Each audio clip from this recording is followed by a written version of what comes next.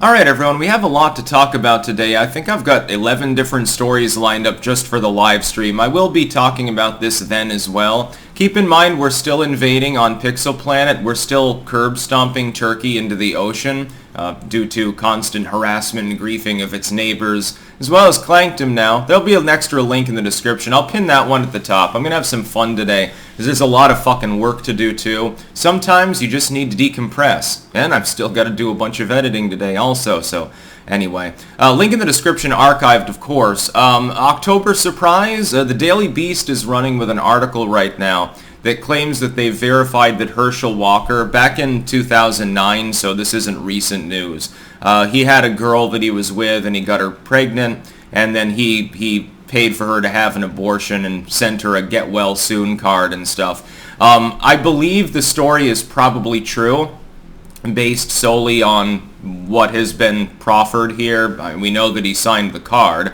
I'll argue devil's advocate in a moment. The more damaging part is that Herschelwalker's son, actually, I believe out of wedlock child, has decided to weigh in and say, look, you know, he's a scumbag. He was never there for us. We had to move repeatedly because he's a violent man. Corroborating the abortion story, although the timing is not coincidental. To be clear, there was a reason why they waited until the first week of October to unload this, when probably they had the information before then. It's called an Octobersurprise for a reason, and I will analyze what I think happens in the race with regards to this. Maybe a blunted impact, and I'll try to explain why. Let me argue devil's advocate, though, for a second. Let's say that his son and certain others that have been involved with Walker's life simply don't like them and decided to get together for a hit piece, which explains the coincidental timing right at the beginning of October, roughly a little more than a month out from the midterms. It's that sweet spot where you can hit somebody close enough to the midterms where it does damage. It's not too close to the midterms to affect early voters. It's not too far back for people to forget about it. We know that he sent money to this individual, to the woman who's making this claim, who is anonymous. It's an anonymous source, of course, wink wink. We know that he sent the get well soon card, and we know that at some point she had an abortion. Let's play lawyer right now. We're arguing devil's advocate. In other words, lawyer's advocate. Do we know that these things are actually connected to one another?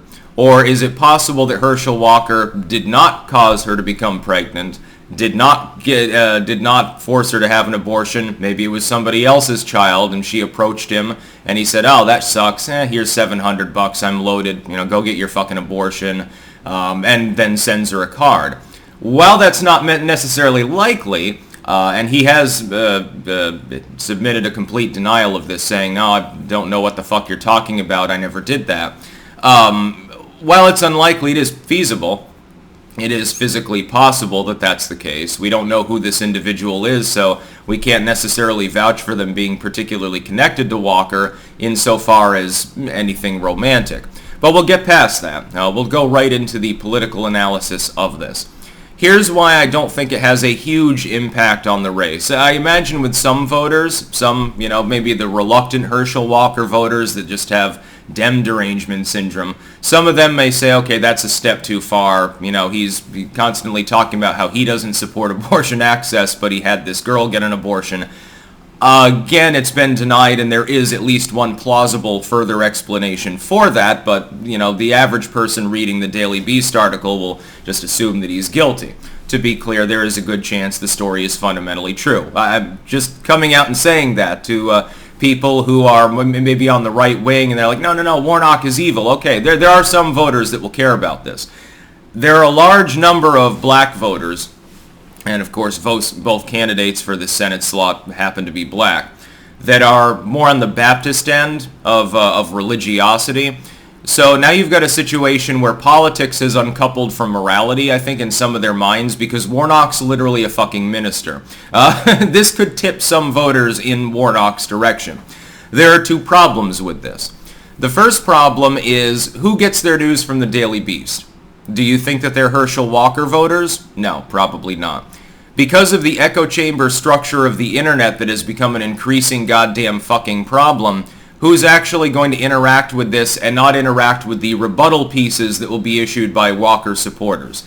People that probably are already going to vote for Warnock in the first place. The echo chamber structure of the internet makes this kind of attack decreasingly relevant, by the way. I have noted this. While I think it switches some voters' minds, I don't think it's an enormous number. I don't expect to see the next slurry of polls and see Walker down by 10 points. The other part is that we're close to midterms and it's basically a 50-50 sum race.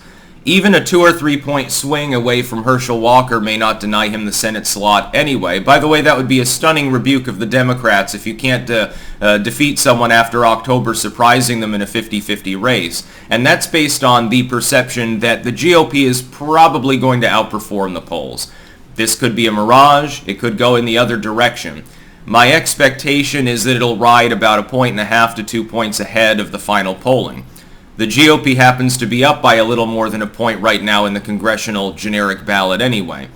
Altogether, you've got quite a swing that you need in order to counterbalance that when they're basically tied. They're basically neck and neck in the aggregate of polls. I think it will have an impact. I think the impact will be blunted.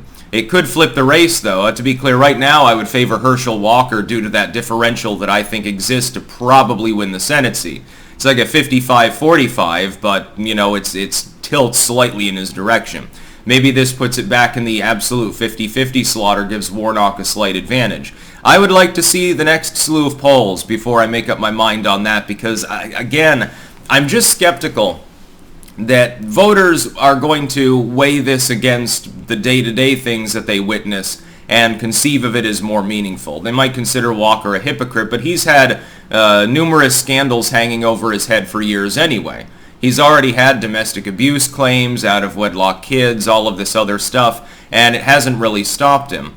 But people will read the Daily Beast article once. They'll interact with content related to it for a day, maybe 2 days, unless they happen to be part of a really vigorous echo chamber that either really likes Herschelwalker and endlessly defends him and talks about him a lot, or they hate Herschelwalker, they're a dedicated Warnock superstan or something like that, and they talk incessantly about this because they want Warnock to win, so they're trying to damage Herschelwalker, again, within echo chambers that few independent voters are going to interact with, to be clear.